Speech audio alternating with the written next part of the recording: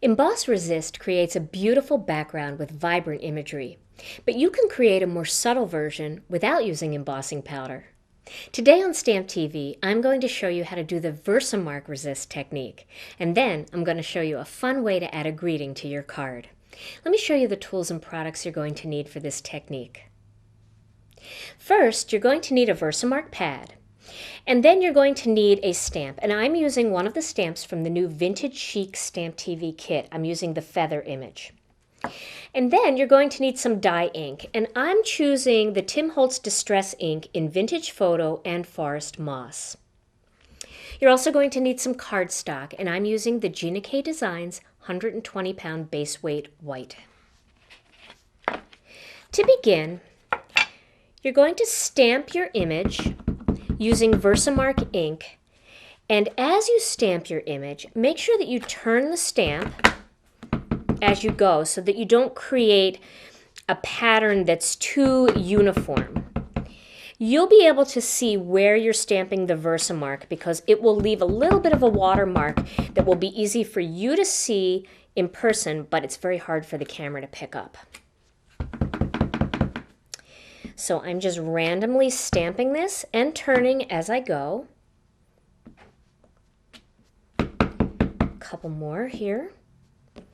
What I love about this feather image is that it's such a soft, subtle image for a background. Plus it can be used for both masculine and feminine cards. And I'm going to do one more right here. Okay. Now normally, for Emboss Resist, you would sprinkle clear embossing powder or white embossing powder on, and then once you've heated the embossing powder, you would add your ink, and that would create very, very vibrant white feathers. But what I'm going to do here is, I'm not going to use any of the embossing powder on this. I'm just going to use the dye ink right on top. So I'm going to start with the Forest Moss.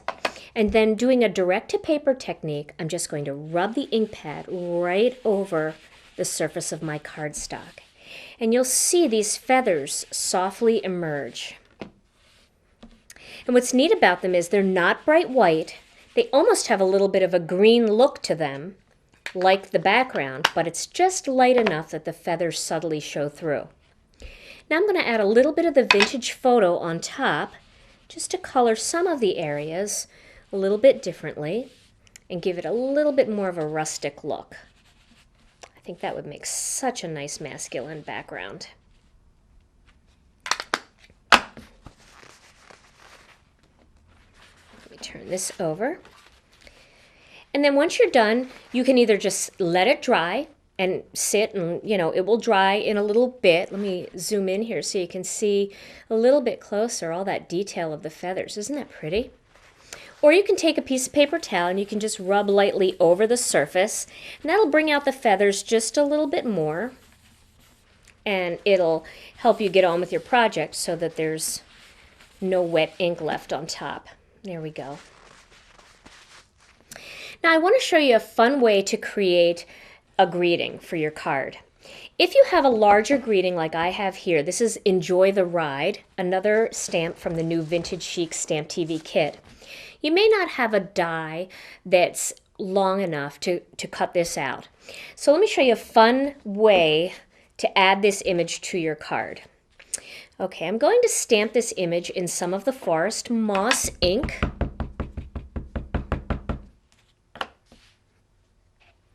going to stamp it just kind of more toward the center a bit.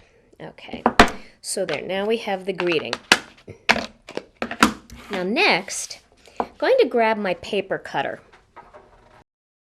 Now what I'm going to do here is I'm going to start by cutting it on an angle like this, just randomly. I'm not measuring anything. This is just a fun kind of you get what you get kind of technique. So I'm just going to cut it at an angle like that. Then I'm going to turn it around again and cut it at an angle again. And then I'm going to just take a look at it. I think I want to cut a little bit more off the bottom there. So just going to cut a little bit more off there. Kind of get the greeting more in the center. There we go. So now there's my greeting. Now, using a little bit of tape, I'm going to tape the back of this. And then I'm going to place it onto my card, making sure that the greeting itself is straight.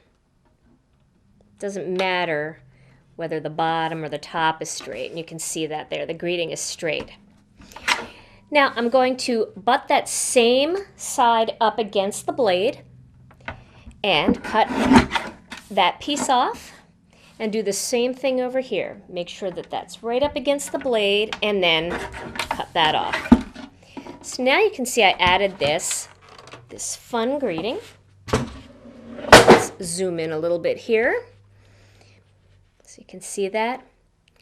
Now I'm going to accent the top and the bottom with some of the very skinny ribbon from the new Stamp TV kit, just by taking a little bit of the tape and running it across the back of the piece of ribbon, like that. And then I'm going to lay it right on top and just press down and just rub away any of the excess glue. And then I'm going to fold that over on that side, trim that, and fold that over here. Now I'm going to do the same thing on the bottom. So, again, turn the ribbon over, a little bit of tape runner, and then do the same thing there, press, and just fold it over. Isn't that just a fun way to accent your greeting? I just love this skinny ribbon from the new Vintage Chic kit. Now let me show you my finished card project. I've done the same thing here with the ribbon, and I used that background piece, and you can see mine dried a little bit and it got a lot more muted. And then I just added the bike image, again from the Vintage Chic Stamp TV kit, and created this nice little masculine card, the perfect card for a retirement or a graduation. Enjoy the ride. Depending on the colors you use, the VersaMark Resist technique can create subtle backgrounds for masculine cards or shabby chic feminine cards. And it can be done with both detailed and solid chunky images.